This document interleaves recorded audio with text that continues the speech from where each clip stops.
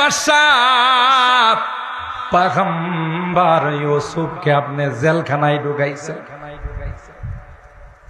পয়গম্বর ইউসুফের সঙ্গে জেলখানায় আমরা ছিলাম।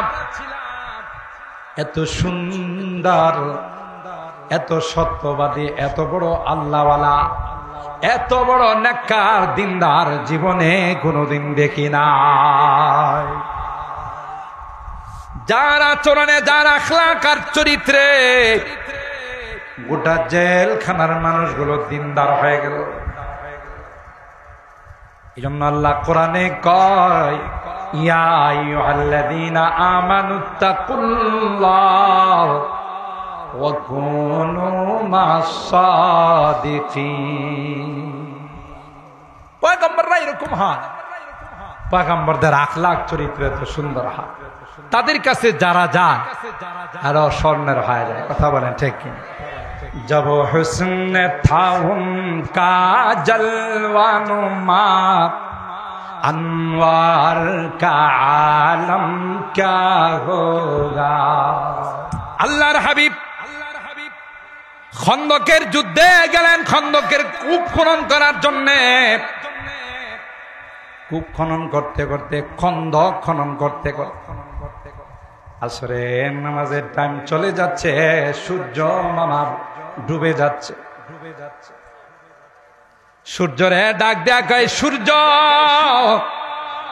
জানিস না যুদ্ধের জন্য কাজ করে, তুই যাবি না, ওখানে দাঁড়িয়ে থাক যতক্ষণ পর্যন্ত আসরের নামাজ আদায় না হবে, ততক্ষণ পর্যন্ত তোর যাওয়ার পারমিশন না।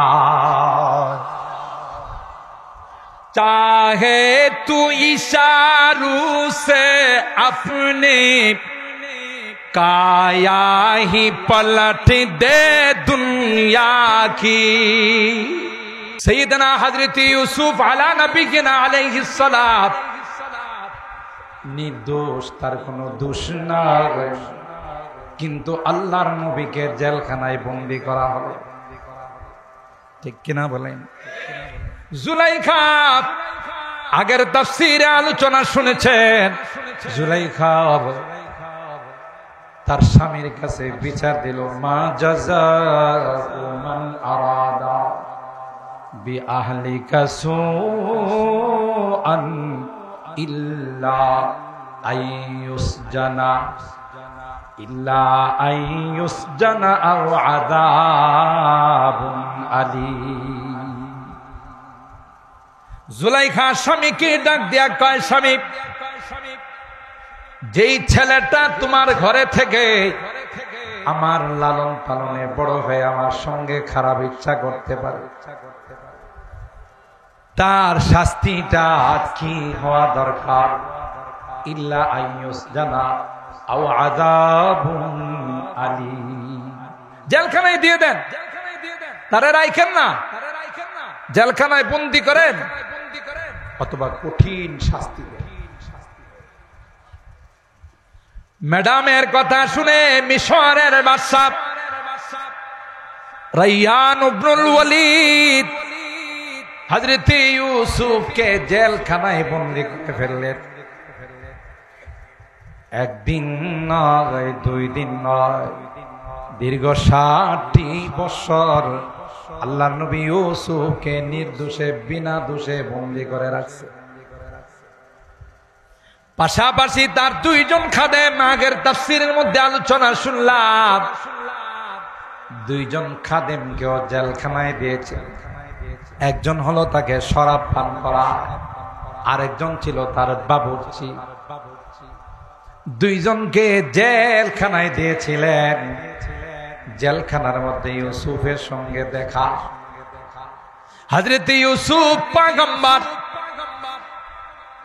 জেলখানার ভিতরে এমন পরিবেশ কায়েম করেছিলেন, গোটা জেলখানাটা একটা ইবাদতখানা হয়ে গেছিল।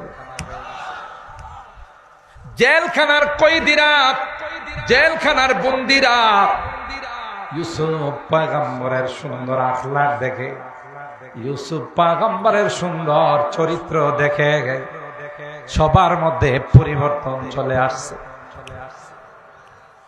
জেলখানায় বসে বসে যারাই যে স্বপ্ন দেখতো হযরত ইউসুফ সুন্দর সুন্দর বিশ্লেষণ করে দিতেন, দাবির করে দিতেন।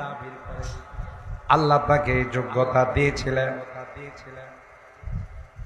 এই অবস্থাটা যখন দেখলাম, হযরত ইউসুফ বলে দিলেন, তোমাদের দুইজনের একজনের ফাঁসি হয়ে যাবে, আরেকজন মুক্তি পেয়ে বাদশার খেদমতে চলে যাবে, বাবুর্চির ফাঁসি হয়ে যাবে, আর তুমি যে শরাব পান করাইতা তোমার মুক্তি হয়ে যাবে। এরা দুইজন চলে আসছে, আর ইউসুফ পয়গম্বর বলে দিয়েছিলেন, কখনো যদি সময় হয়, কখনো যদি সুযোগ হয়, আমি মাজলুমের কথাটা বাদশাকে বইল। আমার তো কোনো দোষ নাই, আমি তো বেকসুর, আমার কোনো অপরাধ নাই। বাদশাহ অন্যায় ভাবে আমাকে জেলখানায় বন্দী করছে। তোমাদের যদি মনে হয়, কখনো যদি মনে থাকে রে, তাহলে বাদশার কাছে আমি ইউসুফের দরখাস্তটা দিও। এরা জেলখানার থেকে আসছে, একজনের ফাঁসি হয়ে গেল, আরেকজন তো বাদশার খেদমতে আছে। যেহেতু ভুলে গেছে, আল্লাহ পাকের ইচ্ছা হলো একটা ঘটনা ঘটাবো, যে ঘটনার মাধ্যমে আমার ইউসুফকে জেলখানা থেকে বাইর করব। হঠাৎ করে রাইয়ান ইবনুল ওয়ালিদ মিশরের বাদশা স্বপ্ন দেখে, আজীব স্বপ্ন, আশ্চর্য স্বপ্ন। সমুদ্রের থেকে ৬০টা গাভী সমুদ্র থেকে বের হয়ে আসছে। যে ৭টা গাভী ছিল বড় দুর্বল, জীর্ণ শীর্ণ, আইসা দেরি করে না, ওই সবল ৭টা গাভীকে খেয়ে ফেলছে। আরেক স্বপ্ন দেখলো যে তরুতাজা ধানের শীষ, ধানের শরাব, এগুলো কি দেখা গেল শুকনা ৭টা ধানের সরা, ধানের শীষ, ওই সবুজ গুলো তাজা গুলো রে খায়া ফেলাইছে। বাদশা দেরি করে নাই, তখনকার সময়ের গণক যারা ছিল, যারা স্বপ্নের বিশ্লেষণ করত, যারা বিভিন্ন ভাবে স্বপ্নের ব্যাখ্যা দিত, ওই গণকদেরকে আহ্বান করল, আমি কি স্বপ্ন দেখলাম এটা বুঝতে পারি না। وقال الملك إني أرى 7 بقرات সিমান, মোটা, সিমান মানে হলো মোটা, ইয়াকুলুহুন্না 7 ইজাব, দুর্বল একেবারে জীর্ণ শীর্ণ 7টা গাভী আইসা এক লোকমায় খায় ফেলাইছে। দে মুঝে ইশকে মুহাম্মদ আর মুহাম্মদ উম্মগিন, ও মুহাম্মদ হি মুহাম্মদ বিরদো মেরা রাত দিন বলাগল উলা।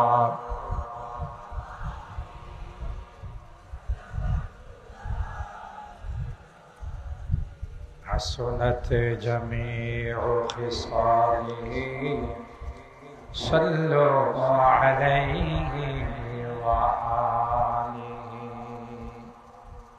اللهم صل وسلم دائما أبدا على حبيبك خير الخلق كلهم الحمد لله ثم الحمد لله। ঐতিহ্যবাহী সুহিলপুর তাফসীরুল কোরআন কমিটির উদ্যোগে আয়োজিত 15 দিন ব্যাপী 43তম ঐতিহাসিক তাফসীরুল কোরআন মাহফিলের আজকে কত নম্বর দিন?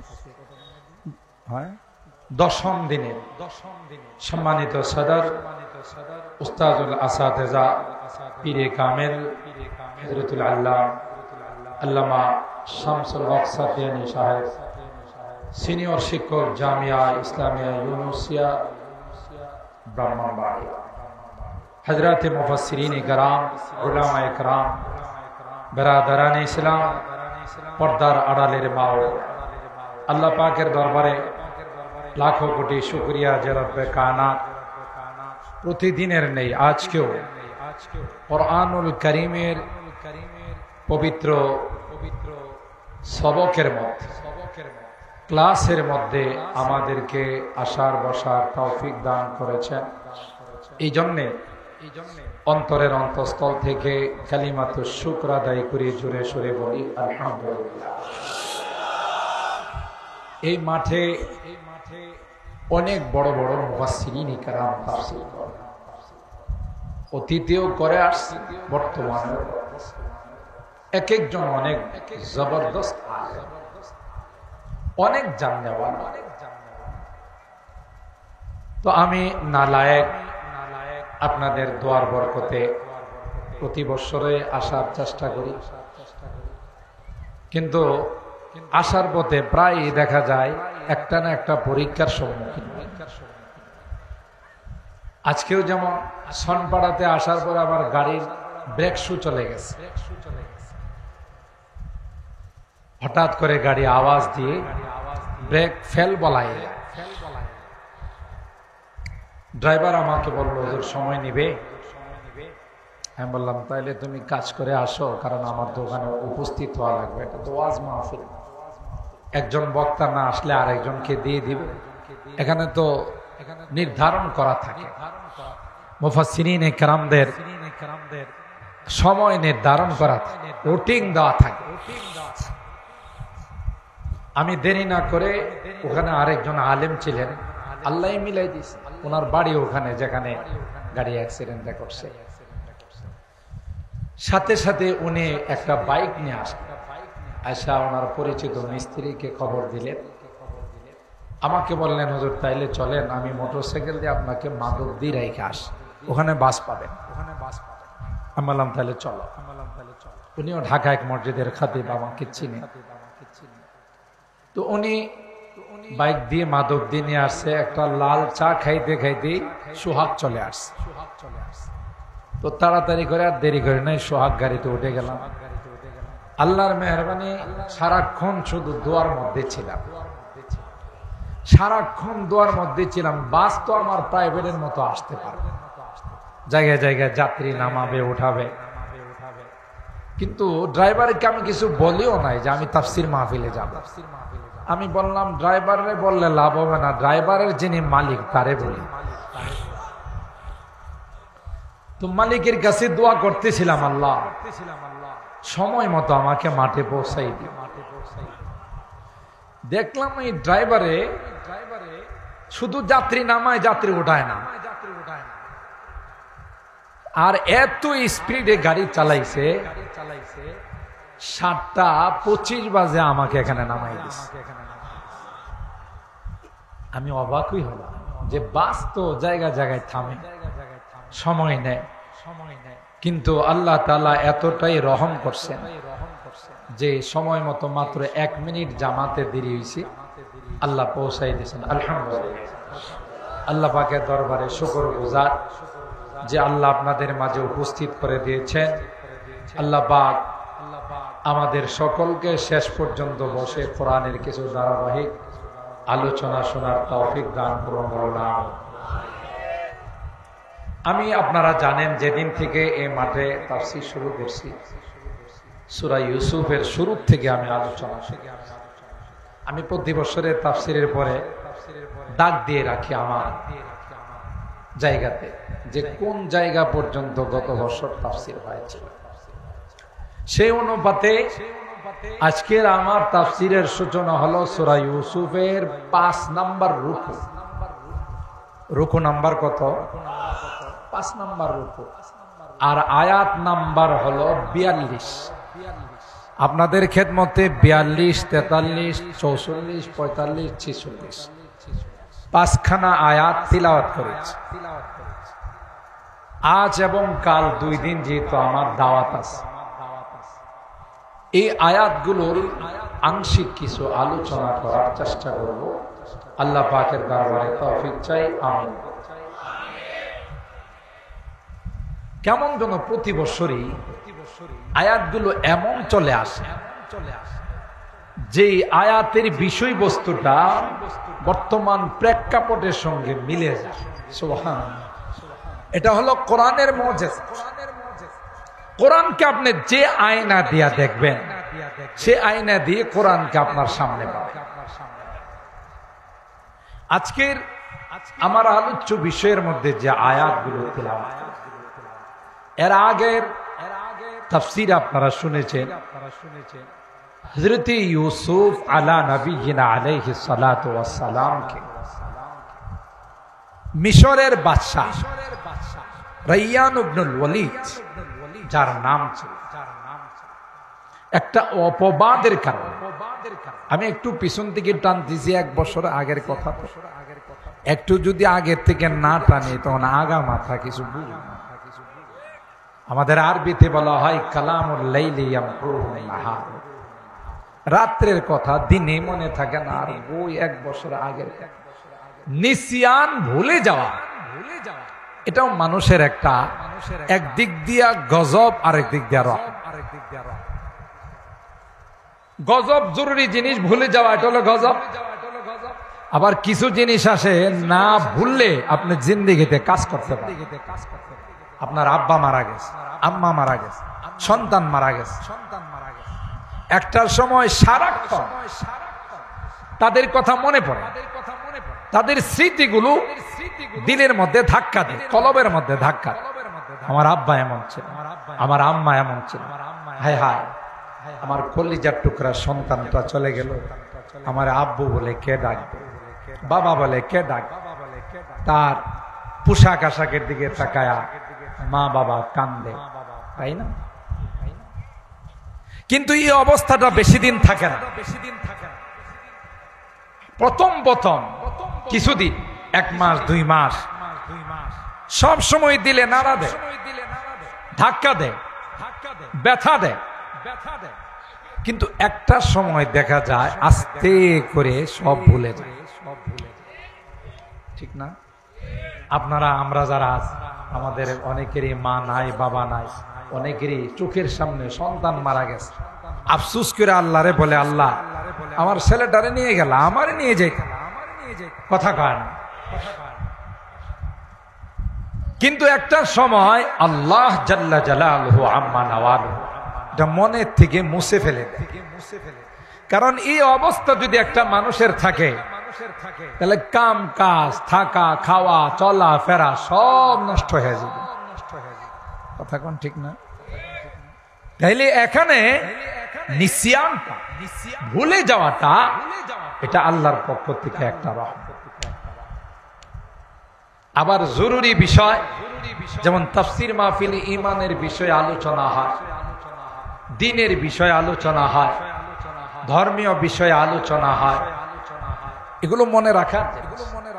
মনে না রাখলে আপনি আমল করবেন কোত্থেকে? আর বড় হুজুর রহমাতুল্লাহ আলাইহি তো প্রতিদিন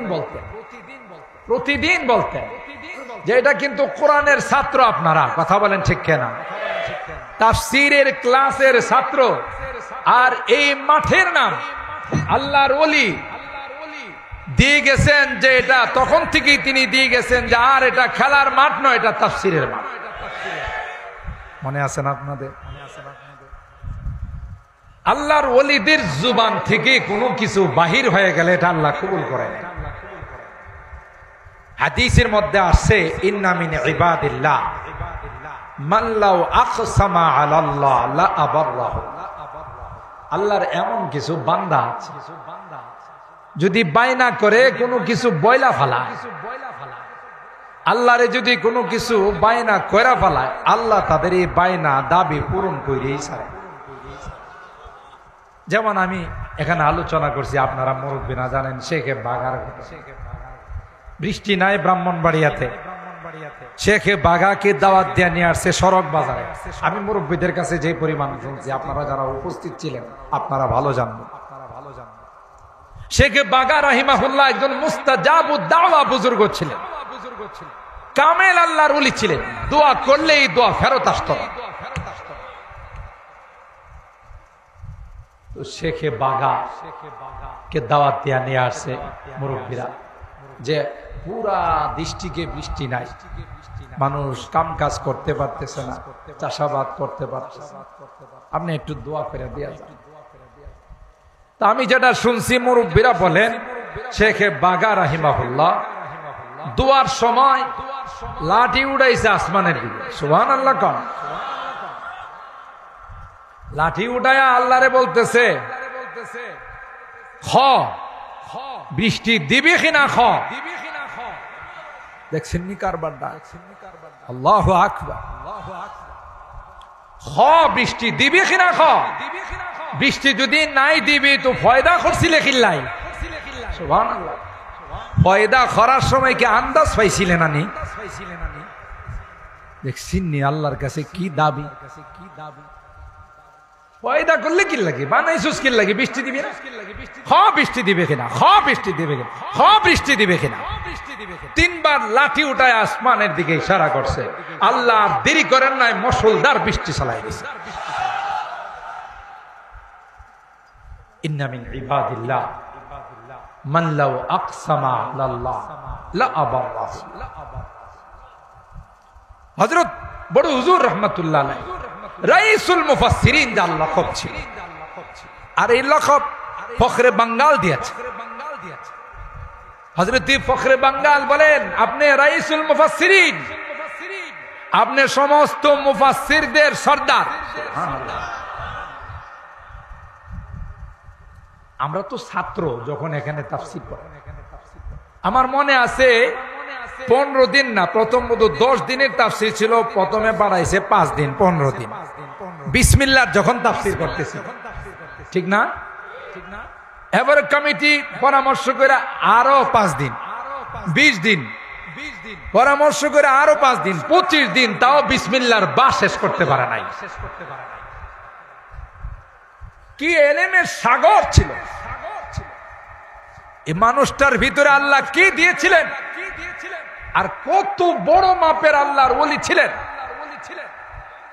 স্বাধীনতার সময় তার ছোট ছেলের কাছ থেকে আমি শুনছি সরাসরি, আব্দুল কাইম সাহেব, তিনি বলেন আব্বাকে নিয়ে গেছে ঘর থেকে, কিন্তু ভ্রান্ত মুক্তিযোদ্ধা, সবাই তো খারাপ না, কিছু পথভ্রষ্ট মুক্তিযোদ্ধা, এরা নিয়ে গেছে ওনারে রাজাকার বলে,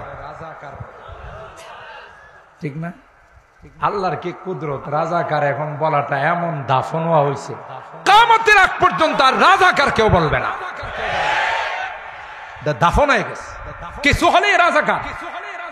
আর আমার এই বাচ্চা কাচ্চা গুলো এমন স্লোগান দিছে, চাইতে আসলাম অধিকার, হয়ে গেলাম রাজাকার। কথা কোন ঠিক কিনা? আল্লাহ কুদরতি ভাবে এটারে দাফন করছে। আমাদের আকাবেরদেরকে রাজাকার বলেছে, দুষ্কৃত সবাই না, আমি কিন্তু সবাইরে বলতেছি, কিছু দুষ্কৃতকারী যাদের উদ্দেশ্য খারাপ। বড় রাজাকার মুফাসসির সাহেব,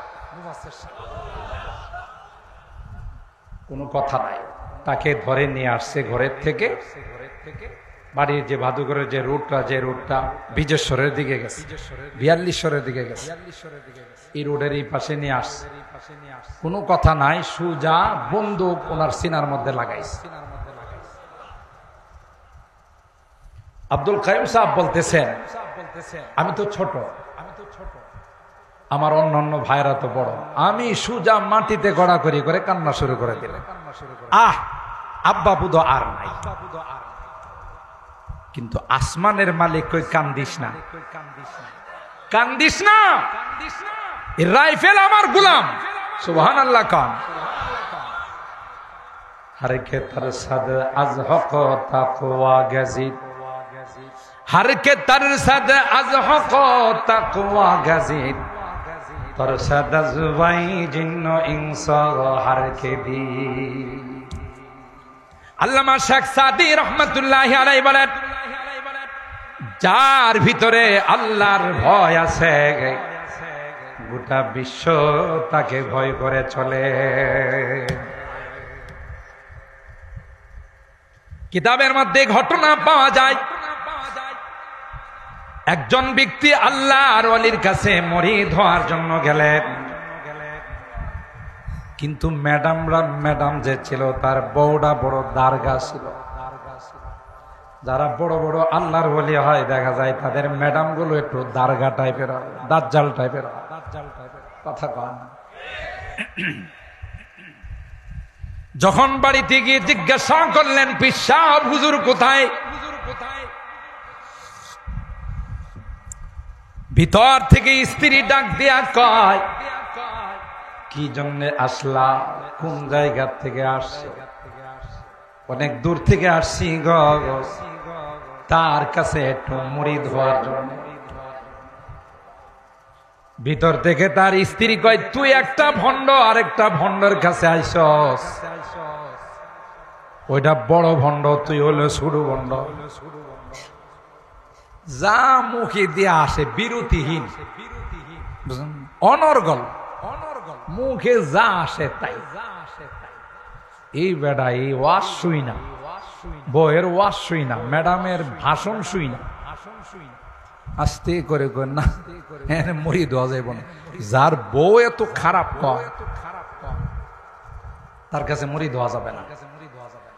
চলে যাচ্ছে এলাকার লোকজন, অপরিচিত লোক দেখা, একটা গ্রামে যদি অপরিচিত লোক ঢুকে স্বাভাবিকভাবে জিজ্ঞাসা করে, না ভাই আপনার একটু অচেনা অচেনা লাগে, আপনি কুত্তি গাইছেন, কথা বলেন ঠিক কেনা? তো দুই একজন জিজ্ঞাসা করছে, সাহেব আপনারা তো মনে হয় যে অপরিচিত, আপনি তো আমাদের এলাকার না, কোন জায়গা থেকে আসছে? অনেক দূরের থেকে আসছে। কি লেগে আসছে? কই যে নাম বলছে, ওনার কাছে একটু মুরিদ হওয়ার জন্য আসছে। তো মুরিদ হইবেন না? কর না, যে ওয়াজ শুনছি ওনার ঘরের থেকে, যে ভাষণ শুনছি, বাড়াম শুনছি তার বউয়ের, আর মুরিদ হওয়ার শখ নাই। একজন মুরব্বী বললেন, বই কি কইছে না না কইছে, আসছেন যেহেতু কষ্ট করে অন্তত পক্ষে দেখাটা কইরা যান। কহ আপনি কথাটা খারাপ কর নাই, আইসি যেহেতু একটু দেখাটা কইরেই। বৈশা রইছে, উনি জঙ্গলে গেছে কাটান। কিছুক্ষণ পর দেখে সিংহ মামা জঙ্গলের যিনি রাজা, সিংহের উপরে বৈশা আইতেছে। আরো আসতে সুবহানাল্লাহ কন। লাকড়ির বোঝা তার পিঠের মধ্যে বাঁধছে, আর এইটারে চালানোর জন্য হাতে যে লাঠিটা, এটা হলো আজদা সাপ। সুবহানাল্লাহ বলেন না? উনি বসা সিংহের উপর, বাঘের উপর, লইছে লাকড়ির পূজা, লয়া এটারে বাইরিয়া বাইরিয়া আনতেছে বাড়ির দিকে, বাইরিতেছে কি দিয়া? বিষাক্ত। ওই বেড়া এই দৃশ্য দেখা কি রে, এটা মানুষ না অন্য কিছু? সুবহানাল্লাহ বলে অবাক। যে বাঘ দেখলে, সিংহ দেখলে মানুষ পলায়, আর হেডারে বানাইছে বাহন। আর যেই সাপ একবার ধ্বংসন করলে শেষ, সাপ রে বানাইছে সাবু, লাঠি বাজন বানাইছে। অবাক কই হুজুর, বাঘ দেখলে মানুষ ভয় পায়, আপনি এটা লাকড়ি নিয়েছেন উপরে বৈশা। আর এই পানুক সাপ, কুবরা সাপ, এটারে আপনি বানাইছেন ফাজল, লাঠি। বুঝলাম না হুজুর, তাতে অবাক হওয়ার কি আছে? তুমিও যদি আল্লাহরে ভয় করো, সবগুলো তোমারে ভয় করবে। হুজুর আপনি এত বড় মাপের ওলি, আমার আর বুঝতে বাকি নাই, সব তো দেখেই ফেলাইছে। ম্যাডামটা যে দারগা মার্কা, কথা বলেন। আপনার ম্যাডাম তো একটা দারোগা, একটা দাজ্জাল। মা বোনরা আবার রাগ করেন না যে হুজুর আপনার ওয়াজ এত ভালো ভাই, আমাদেরকে আজকে দারগা কয়ে গেলেন। সবাই না, যারা তাফসির মাহফিল আসে এরা দারগা হয় না। যেটি তাফসির মাহফিল বালাবানা বয়া বয়া ওদের টিভির সামনে গান শুনে এটি দারগা হয়, নাটক দেখে এগুলো দারগা হয়। কথা বলেন ঠিক কিনা? যেই মা বোনরা তাফসির মাহফিল আসে ওরা দারগা হয় না, এরা আল্লাহ ওয়ালি হয়, এরা খাদিজাতুল কুবরার মতো মানুষ হয়, এরা হাফেদা জাহেদা সালেহা নেককার দিনদার হয়। এরা হলেন আল্লাহর ওলি। যখনই আল্লাহর কাছে কিছু চায়, আল্লাহ তাদের চাওয়া পূরণ করি।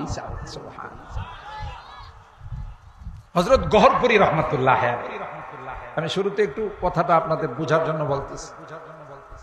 নুরউদ্দিন গহরপুরী রহমাতুল্লাহ আরেকজন আল্লাহর ওলি ছিলেন। আমি যখন রাজশাহী পুরসা মাদ্রাসায় পড়াই, আমার জীবনের ফার্স্ট মাদ্রাসার প্রিন্সিপাল সাহেব আমাকে সিলেট পাঠাইছে ওনারে দাওয়াত দেওয়ার জন্য। আমি ওনার বাড়িতে গেছি পরে বাড়ি থেকে প্লেটে করে খানা টানা নিয়ে এসে বাংলা ঘরে কাছারি ঘরে আমার খানা দিয়েছে। বললাম যে হুজুর আমি তো অনেক দূরের থেকে আইসি, আর তখন ওখান থেকে আসতে 3-4 দিন সময় লাগতো। যমুনা টমনা কিচ্ছু ছিল না, সে তুমি তো কিচ্ছু ছিল।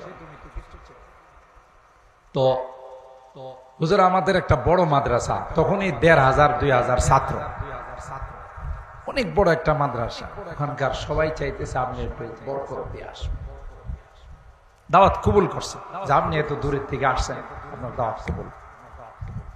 আমি বললাম হুজুর তাইলে সিলেট থেকে আপনি ঢাকা বিমানে চলে যায়, ঢাকার থেকে আবার বিমানে রাজশাহী যাইবেন, ওখানে আমরা গাড়ি নিয়ে দাঁড়াই থাকি। হুজুর কিছু টাকা দেয়া যায়? আমার প্রিন্সিপাল সব টাকা কিসে, বিমানে গেলে কি টাকা লাগে? আজীব, আমি শুনে অবাক। হুজুর টাকা ছাড়া নেবে? কয় আপনি যান, আপনার সময় মতো আমি পৌঁছলেই তুই। আল্লাহু আকবার বলেন। টাকা টুকা রাখে না, ঠিক টাইম মতো এয়ারপোর্টে উপস্থিত। আমি বুঝতেই পারলাম কিভাবে আসবে। আরো কি কারামতি আমার সামনে প্রকাশ পেয়েছে। তখন কি আন্দোলন চলতেছিল, গোটা রাস্তা ঘাট আন্দোলনে মিছিলে মিছিলে মুখরিত, হরতাল, কোন গাড়ি ঘোড়া চলে না। তখনকার সময়ে প্রিমিয় গাড়ি, প্রিন্সিপাল সাহেবের অনেক দামি গাড়ি, তখন উনি 15 লাখ টাকা দিয়ে গাড়িটা নিয়েছিল। ড্রাইভারে কইতেছে হুজুর লাঠি সুটা দিয়ে পিটায় আমার গাড়ি ভেঙে ফেলে। তখন উনি বলতেছেন সামনের সিটে বসা, কেডা ভাঙবো, খেড়া ভাঙবো, এভাবে বস হুজুর মিছিল কাটবে। এরপরে ওর ড্রাইভারের সিনার মধ্যে হাত দেখো, তুমি যাও, কেউ এটাতে হাত দিবে না, এই গাড়িতে কেউ হাত দিবে না। আমি ড্রাইভারের কইছি তুমি কথা কও না, তুমি ওনারে চিনো না। সুবহানাল্লাহ। রাজশাহী থেকে গাড়ি ছাড়ার কিছুক্ষণ পরে আরে বাবা রে বাবা মিছিল কারে।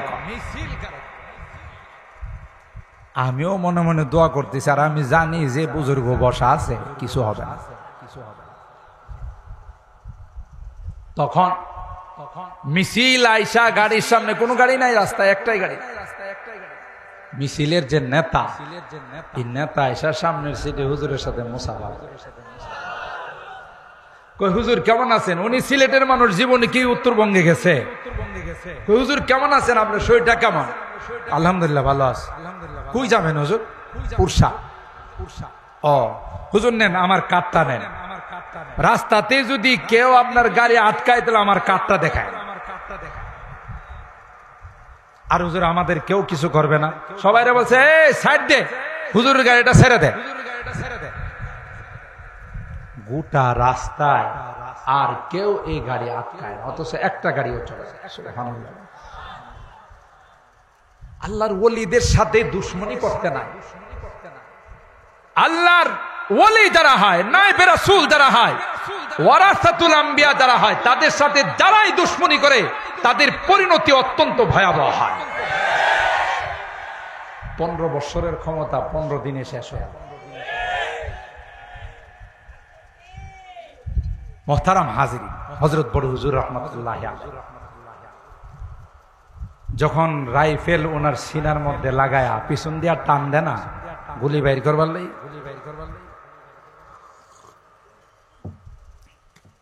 কের কের কের কের আওয়াজ করতেছে। ওনার সাহেবজাদা বলেন কাছে গেলাম, কের কের কের কের আওয়াজ করতেছে, কিন্তু গুলি বাইরো না, গুলি বাইরো না। গুলির কে নিষেধ করছে? আল্লাহ কয় সাবধান, কার বুকে লাগবে? এটা আমার ওলি, গুলি বাইরো না। আল্লাহু আকবার। আরে এই লোকটা আমি তো ছোট কাল থেকে দেখছি, আর ওনার দোয়া এই তো এখন সারা বাংলাদেশে চলে। আপনারা হয়তো বিশ্বাস করবেন না, প্রতিদিন শুধু আমার মাহফিলের জন্য 200 থেকে 250 ফোন আসে প্রতিদিন সারা দেশ থেকে। তা আমি কেনা, আমার কি যোগ্যতা আছে এত ফোন? বড় বড় মাদ্রাসা থেকে, বড় বড় ইসলামী মহাসম্মেলন থেকে। তার একটু দোয়ায়ে আজকে আমার এখানে বসার মতো সুযোগ হয়েছে। কি পরিমাণ আল্লাহর ওলি ছিল, কি পরিমাণ বুজুর্গ ছিল। গোটা দেশের মানুষ বাবরি মসজিদের সময় ব্রাহ্মণবাড়িয়া, গোটা ব্রাহ্মণবাড়িয়ার মানুষ, ব্রাহ্মণবাড়িয়া ছায়া গেছে, কালো হয়ে গেছে। মন্দির ভাঙবে, হিন্দুদের দোকানপাট ভাঙবে।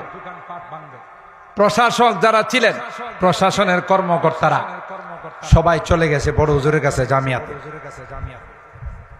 বড় হুজুর কয় আমার কাছে, আমি বুড়া মানুষ, লড়তে চড়তে পারি না, আমার কাছে কি লেগে আইছে? হুজুর এই জনসমুদ্র আমরা থামানোর মতো ক্ষমতা রাখি না, জনসমুদ্র থামানোর ক্ষমতা আমাদের নাই। আপনি শুধু আমাদের গাড়ির সামনের সিঁড়ি বৈশা সবাই একটু ইশারা দিয়ে দেন, আর কিচ্ছু বলা লাগবে না যে তোমরা যাওগা। অস্ত্র শস্ত্র নিয়ে মানুষ, যে কারণে আজকে সারা বাংলাদেশ বলে যে এই বাংলাদেশে যখন ইসলামের পতাকা উত্তোলিত হবে, ব্রাহ্মণবাড়িয়া শহর থেকে উত্তোলিত হবে। যারা বুক ফুলায় বলে সাদিদ আর মুবারক হইতো, এরা কই আজকে?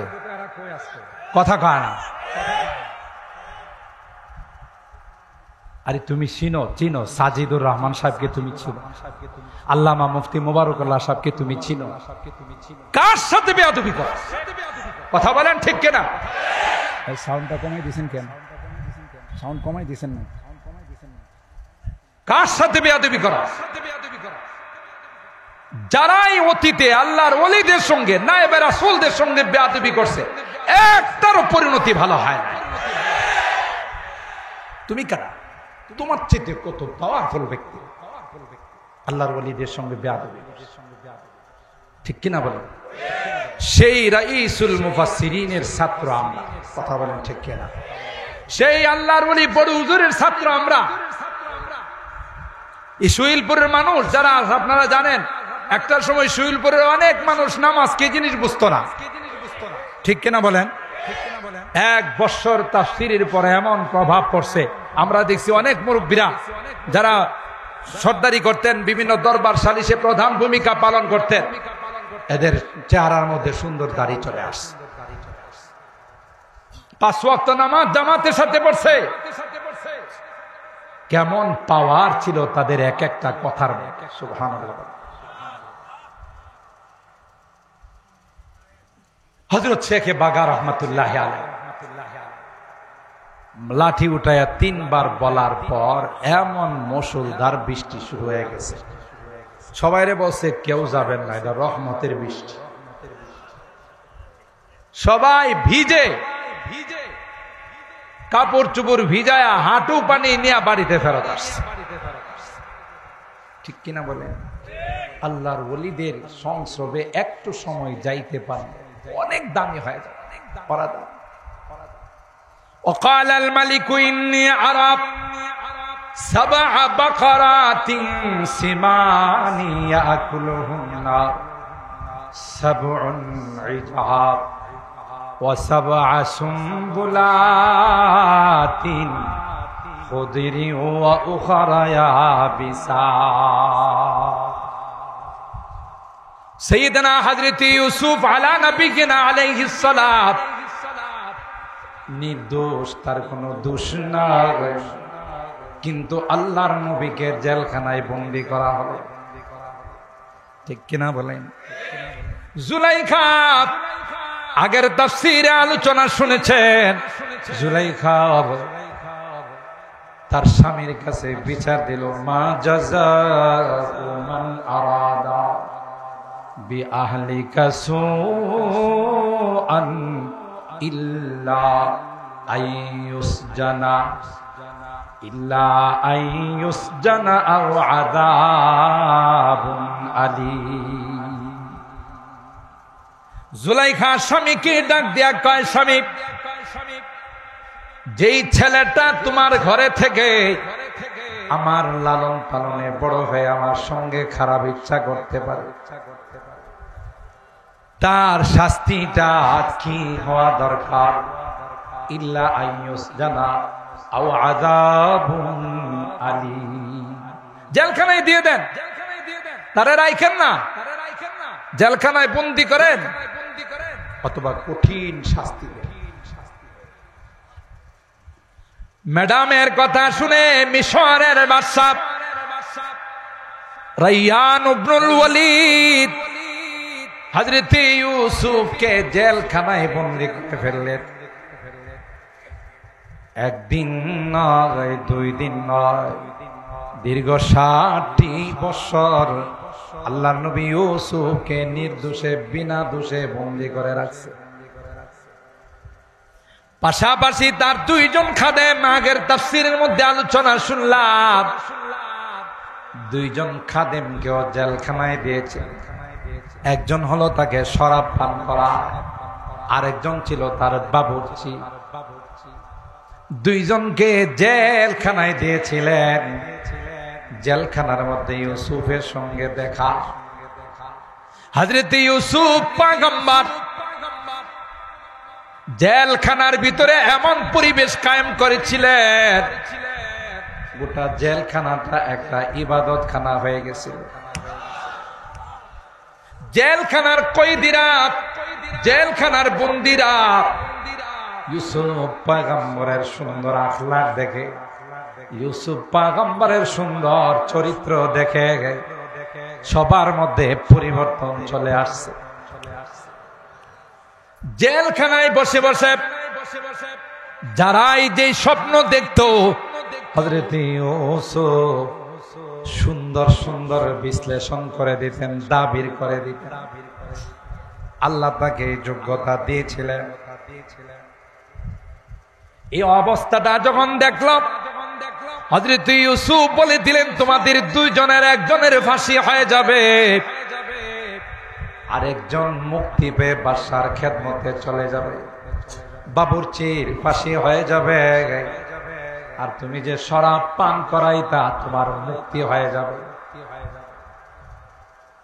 এরা 2 জন চলে আসছে। আর ইউসুফ পয়গম্বর বলে দিয়েছিলেন, কখনো যদি সময় হয়, কখনো যদি সুযোগ হয়, আমি মাজলুমের কথাটা বাদশাকে বইল। আমার তো কোনো দোষ নাই, আমি তো বেকসুর, আমার কোনো অপরাধ নাই। বাদশা অন্যায় ভাবে আমাকে জেলখানায় বন্দী করছে। তোমাদের যদি মনে হয়, কখনো যদি মনে থাকে রে, তাহলে বাদশার কাছে আমি ইউসুফের দরখাস্তটা দিও। এরা জেলখানার থেকে আসছে, একজনের ফাঁসি হয়ে গেল, আরেকজন তো বাদশার খেদমতে আছে। যেহেতু ভুলে গেছে, আল্লাহ পাকের ইচ্ছা হলো একটা ঘটনা ঘটাবো, যে ঘটনার মাধ্যমে আমার ইউসুফকে জেলখানা থেকে বাইর করব। হঠাৎ করে রাইয়ান ইবনুল ওয়ালিদ মিশরের বাদশা স্বপ্ন দেখে, আজীব স্বপ্ন, আশ্চর্য স্বপ্ন। সমুদ্রের থেকে 60টা গাভী সমুদ্র থেকে বের হয়ে আসছে। যে 7টা গাভী ছিল বড় দুর্বল, জীর্ণ শীর্ণ, আইসা দেরি করে না, ওই সবল 7টা গাভীকে খেয়ে ফেলছে। আরেক স্বপ্ন দেখলো যে তরুতাজা ধানের শীষ, ধানের সরাব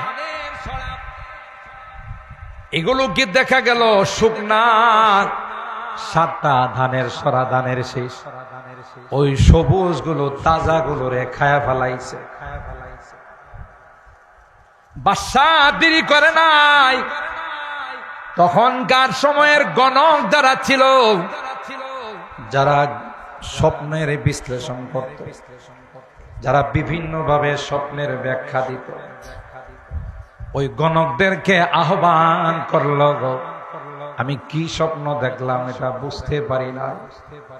وقال الملك إني أرى 7 بقرات সিমান, মোটা সিমান মানে হলো মোটা, ইয়াকুলুহুন্না 7 ইজাব,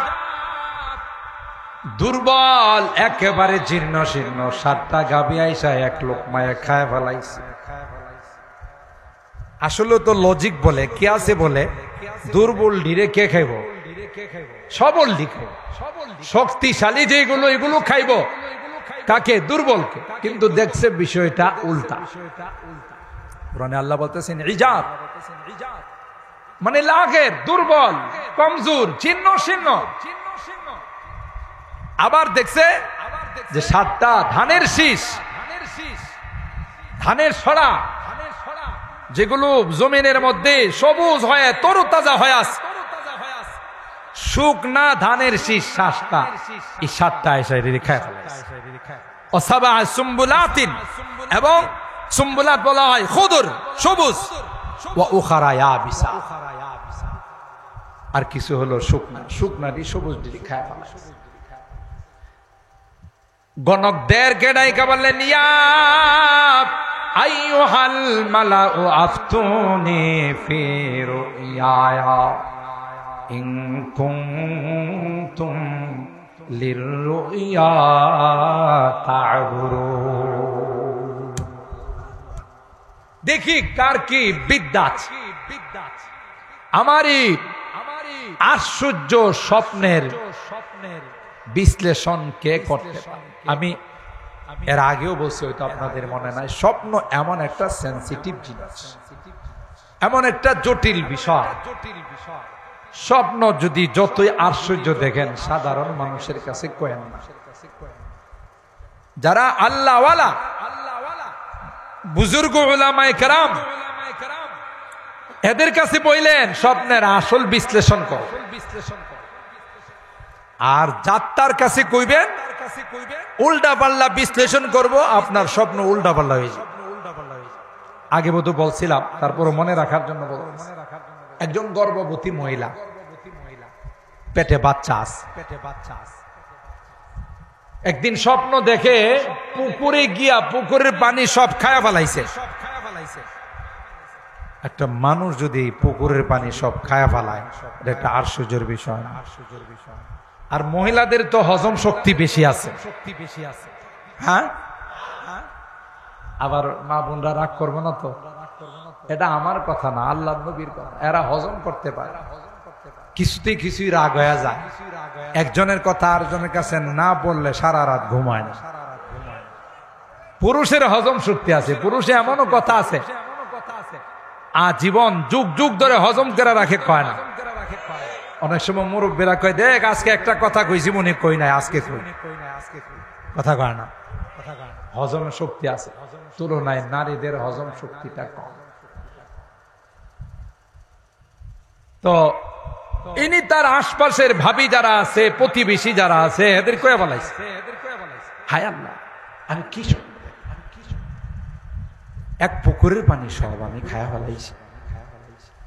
আর মনে করেন যাদের কাছে কইছে, হেরাও তো এটার বিশ্লেষণ করার জন্য, তাবির যাওয়ার জন্য এক পায়ে দাঁড়ায় রয়েছে।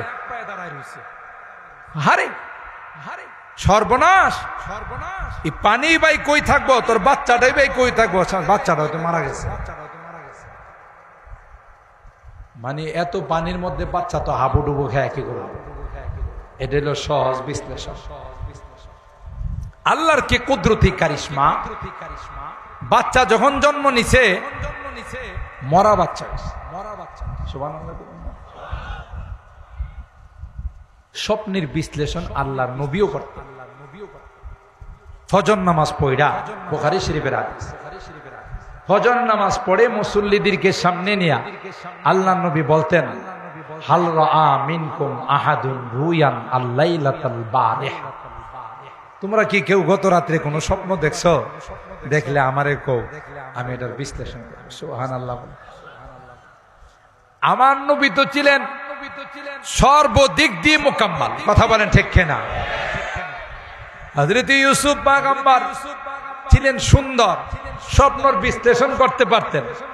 আর আমার নবীরে আল্লাহ এমন সৌন্দর্য দিয়েছিলেন, আকাশের তারকাও তার সামনে লজ্জা পাইত, পূর্ণিমার চন্দ্র লজ্জা পাইত। সুবহানাল্লাহ বলেন। আল্লাহর হাবিব জিজ্ঞাসা করলে কেউ যদি কোনো স্বপ্নর কথা বলতেন, সুন্দর বিশ্লেষণ করে দিতেন। একদিন জিজ্ঞাসা করার পর কেউ কোনো স্বপ্ন বলে না, তখন আল্লাহর হাবিব নিজের স্বপ্নটাই বললেন। সুবহানাল্লাহ। তোমরা কেউ স্বপ্ন দেখো না? আমি গোটা রাত্রে আজকে এক মিনিটও ঘুমাইতে পারি। কই আমারে দুইজন আইসা লয়ে গেছে, ওই যে লম্বা স্বপ্ন, যে যারা সুদখোর তাদেরকে দেখছেন কি অবস্থায়, মিথ্যুক যারা তাদেরকে কি অবস্থায়। গোটা রাত্র আমাকে ঘোরায়া কোন গুনার কি শাস্তি হবে এটা আল্লাহ আমাকে জিব্রাইল আর মিকাইলের মাধ্যমে ঘোরায় দেখাইছে। লম্বা হাদিস, আমি সেদিকে যাব না। তাইলে এই যে বাচ্চাটা মারা গেল, পরিবার অবাক হয়, স্বপ্নই বাকি দেখে, আর এই স্বপ্নের ফলাফলের কারণে কি আমার বাচ্চাটা মারা গেল। জামানার সবচাইতে একজন আল্লাহর ওলি ছিলেন, তার কাছে গিয়া বললেন যে হযরত আপনার কাছে আসছি, এই ঘটনা, পেটে বাচ্চা থাকা অবস্থায় আমার স্ত্রী স্বপ্ন দেখছিলেন। তিনি সাথে সাথে বললেন, এই স্বপ্ন কি কারো কাছে বলছে? বলে জি। আহা, সর্বনাশ করে ফেলাইছে, সর্বনাশ করে ফেলাইছে। সবাই এত বড় মাপের একজন সন্তান আল্লাহ তোমাকে দান করছিলেন, সে বিশ্ব বিখ্যাত একজন আলেম হতো, রাইসুল মুফাসসিরিনের মতো হতো, ফখরে বাঙ্গালের মতো হতো। এত বড় মাপের একটা আলেম সন্তান আল্লাহ তোমাকে দিয়েছিল। তোমার স্বপ্নটার বিশ্লেষণ ছিল পুকুর আর নদীর থেকে বিনদেশি দেশি জানা অজানা সবাই যেমন এটা থেকে উপকৃত হয়, ফায়দা হাসিল করে, তোমার সন্তানের কাছ থেকে দেশি বিদেশে সবাই উপকৃত হয়। দেখছেন নি কোথাকার জিনিস কোথায় নেয়া লাগাই। এই বেড়ারা মগার দল, বাদশার দরবারে যেটি আছে এটি তো শুধু তেল মারার তালে থাকে, বুঝেন না? রাজা বাদশাদের দরবারে যেগুলো থাকে এগুলো সব তেল মারার তালে থাকে। এক সময় আলেমদের মধ্যে দুই রকমের আলেম আছে, সব যে সঠিক তা না। দেখছেন না, এক সময় জান্নাতের টিকিট লয়ে ঘুরতো, যারে মনে চায় জান্নাতের টিকিট দিয়ে দিত। এখন মানুষ জান্নাতের টিকিটের জন্য ওনার কাছে যায়, ওনারা আর খুঁজে পায় না। এটি কি দরকারি আলেম না দরবারি আলেম? কথা বলেন, এটা তো দরবারি। তাইলে আলেমও কয় প্রকার হয়? দুই প্রকার হয়। কিছু থাকে দরকারি, কিছু থাকে দরবারি। দরবারে যা কয় হেডাই মানে, কথা বলেন ঠিক কেন?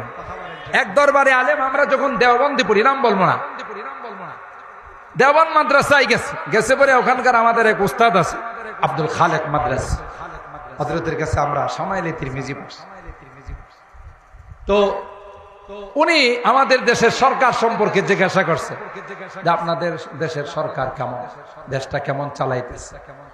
তখন এই দরবারে আলেম কইছে যে আমাদের দরকার, আমাদের দেশের যে নেত্রী আছে ওনার জীবনে কোনোদিন তাহাজ্জুদ কাজা হয় না,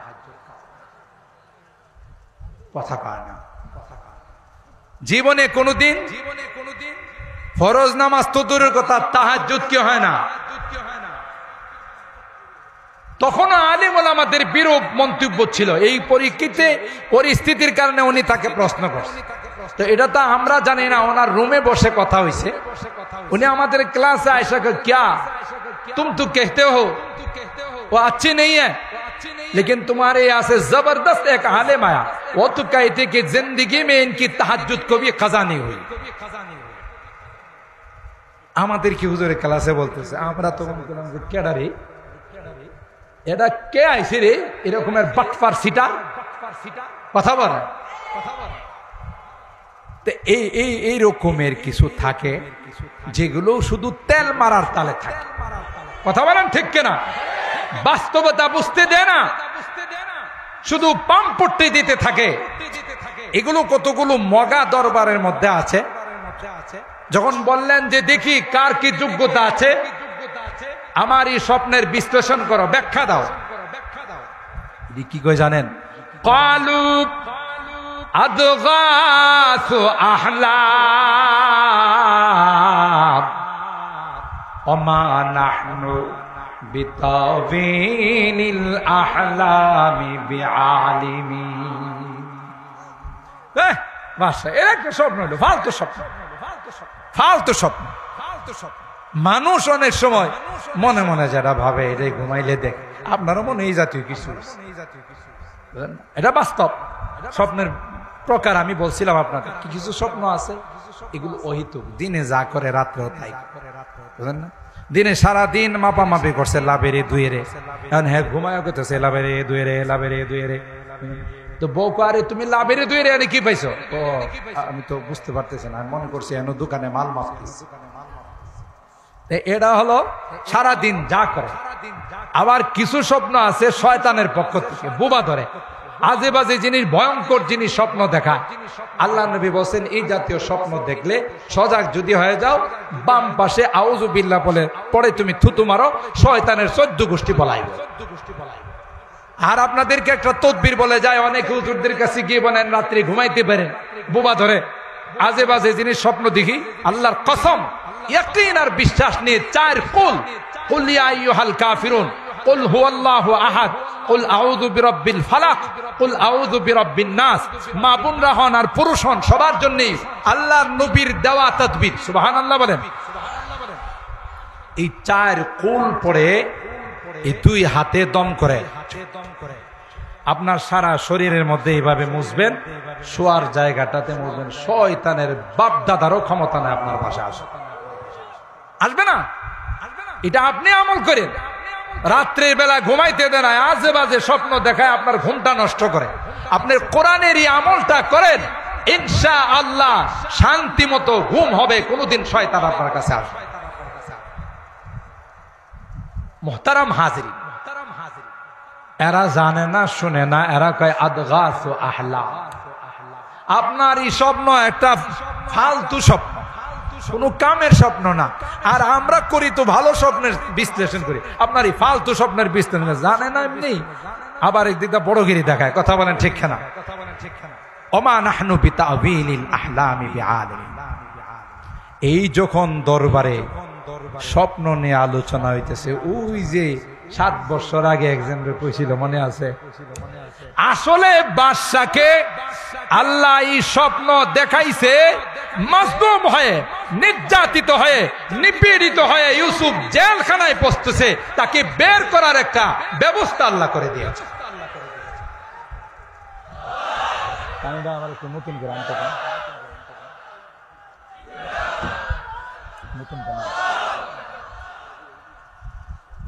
সম্মানিত সুধী, প্রেক্ষাপটের সাথে কিভাবে মিলে যায় দেখেন। হযরত উলামায়ে কেরাম, নায়েবে রাসূলরা কোন দলের পক্ষে বিপক্ষে কোনদিন কাজ করে না। ইসলামের বিপক্ষে কেউ বলবে, সে যাই হোক, সাথে সাথে প্রতিবাদ করার জন্য রাস্তায় নেমে যায়। কারণ আল্লাহর নবী বলে গেছেন যে এরা হলো ওয়ারাসাতুল আম্বিয়া, নবী নাই, নবীর কাজ তারা করবে। কথা বলেন ঠিক কিনা? উলামায়ে কেরাম মূর্তি আর দেবতার বিরোধিতা করার কারণে, কসাই মুদির বিরোধিতা করার কারণে উলামায়ে কেরামদেরকে অন্যায় ভাবে জেলখানায় ঢুকানো হয়েছিল। কথা বলেন ঠিক কিনা? আর ব্রাহ্মণবাড়িয়ার মানুষ তো উলামায়ে কেরাম না, আপমর জনগণ বাড়িতে থাকতে পারে নাই। রমজান মাসে সাহারি খেতে পারে নাই। ঠিক বললাম না ঠিক বললাম? কি সে অপরাধ ছিল আমার ব্রাহ্মণবাড়িয়ার মানুষের, কি সে অপরাধ ছিল যে অপরাধের কারণে তাদের খেতে যায় জমিনের লাইলে যায় ঘুমাইতেছে। কথা বলেন ঠিক কিনা? আসমানের মালিক কি ঘুমায় আছে? আসমানের মালিক বলছে সবর কর, শুধু সবর কর। এক মূর্তির বিরুদ্ধে আন্দোলন করার কারণে হে ওলামায়ে কেরাম, নায়েবে রাসূলরা তোমাদের জেলখানায় ঢুকতে হয়েছে, রিমান্ডে নিয়ে তোমাদেরকে অকথ্য নির্যাতন করা হয়েছে। আমি এমন দিন তোমাদের মাঝে পাঠাবো যে একদিনে বাংলাদেশের সব মূর্তি অপসারণ হয়ে যাবে। দেখছেন কারবারটা? কার কারবার? আল্লাহর কারবার। আল্লাহর কারবার। দাম্ভিকতা, দাম্ভিকতা আল্লাহ পছন্দ করে, অহংকার আল্লাহ পছন্দ করে না, জুলুম আল্লাহ পছন্দ করে না। এখনো অনেকের কাছে গেলে এই ব্রাহ্মণবাড়িয়ার মানুষ পাও খুল্লা দেখা, আমার পায়ে গুলি করছে, আমার কোমরে গুলি করছে। কি অপরাধ ছিল তাদের? ইসলামের বিরুদ্ধে গেছে, সরি ইসলামের পক্ষে গেছে। কথা বলেন ঠিক কিনা? ইমানের পক্ষে তারা কথা বলছে। এই জন্য এই অন্যায় অত্যাচার যখন সীমা ছাড়িয়ে ফেলে, আসমানের মালিক থেকে ধরপাকড় শুরু হয়। এটা তার প্রমাণ। এই তাফসীর, এই শৈলপুর মাঠে তাফসীরও শর্টকাট করতে হইছে, কথা কয় না। কারবার দেখেন, যেই তাফসীর রাইসুল মুফাসসিরিন করে গেছেন, এই তাফসীরে কি কোনো দলবাজি করা হয়? তাফসীরে কি কোনো রাজনীতি করা হয়? সেই তাফসীর পর্যন্ত শর্টকাট করে মাঠের থেকে নিয়ে মসজিদের ভিতরে ঢোকাইছে। 15 দিনের তাফসীর কয় 5 দিন করা যাবে, 2 দিন করা যাবে। হাফেজ শামসুদ্দিন সাহেব পেরেশান, এর কাছে যায়, হের কাছে যায়, সেক্রেটারি সাহেব, সভাপতি সাহেব, যে ঐতিহ্যবাহী কোরআনের তাফসীর, মানুষই তাফসীরের আশায় 1 বছর অপেক্ষায় থাকে। কথা বলেন ঠিক কিনা? যে শৈলপুর তাফসীর মাঠে যাব, বয়ান শুনবো, কোরআনের কোনো কথা শুনবো। আর গোটা বাংলাদেশে কোথাও পারমিশন ছাড়া কোনো ওয়াজ মাহফিল করা যায় না। ঠিক কিনা বলেন? কোরআনের সাথে তোমাদের এত দুশ্মনী কেন? ইসলামের সাথে তোমাদের এত দুশ্মনী কেন? তোমাদের কি জানা নাই যে কোরআনের মালিক কে? আরো জোরে বলেন কে? তার ক্ষমতা কি তোমার ক্ষমতার থেকে কম না বেশি? আরো জোরে বলেন, কম না বেশি? আল্লাহ পাক বলেন, আমার ইউসুফকে বের করার জন্য রাইয়ান ইবনুল ওয়ালিদকে আমি স্বপ্ন দেখাইলাম। যখন আলোচনা হচ্ছিল স্বপ্নের বিশ্লেষণ করার জন্য, তাবির করার জন্য, উপস্থিত ওজির নাজির যারা ছিল, মন্ত্রী মিনিস্টার যারা ছিল, সবাই বলল এটা কোনো স্বপ্ন নয়।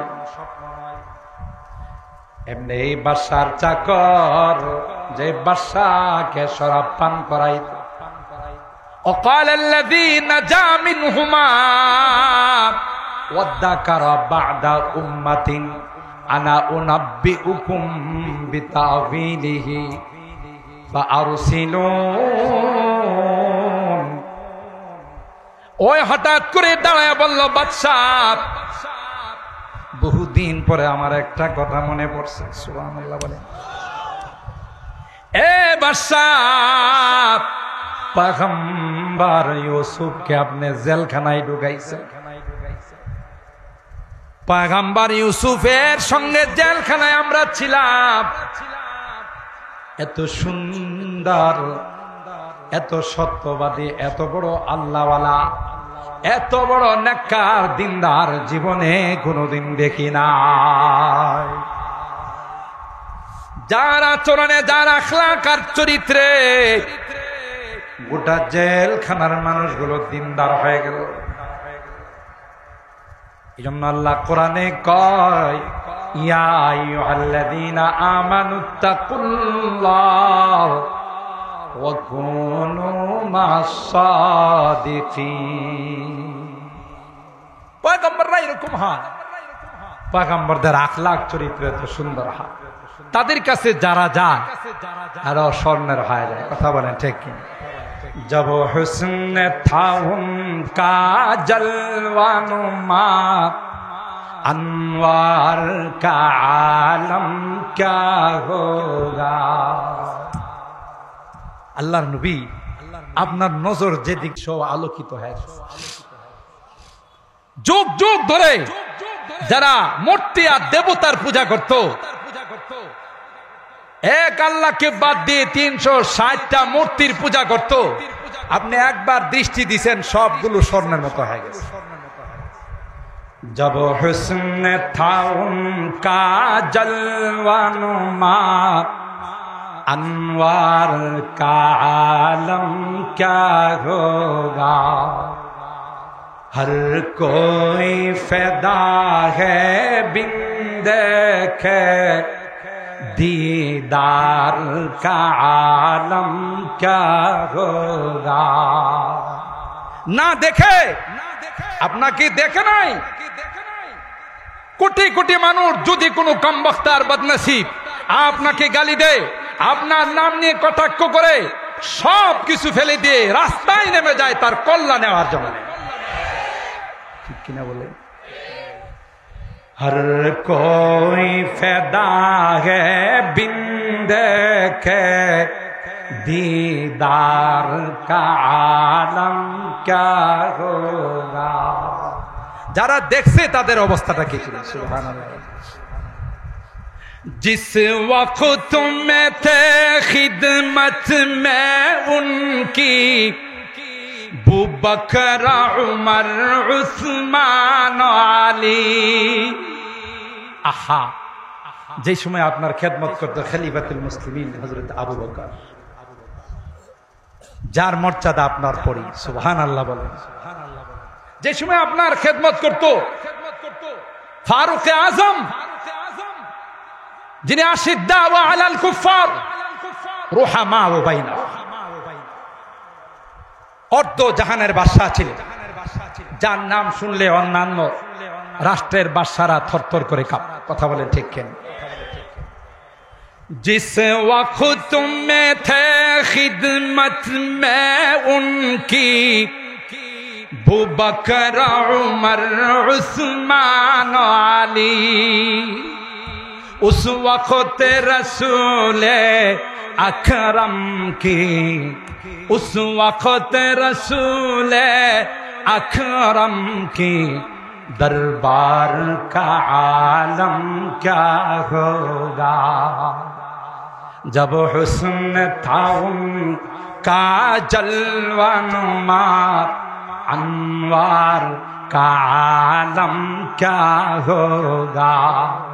हर कोई फैदा है बिन देखे दीदार का आलम क्या होगा।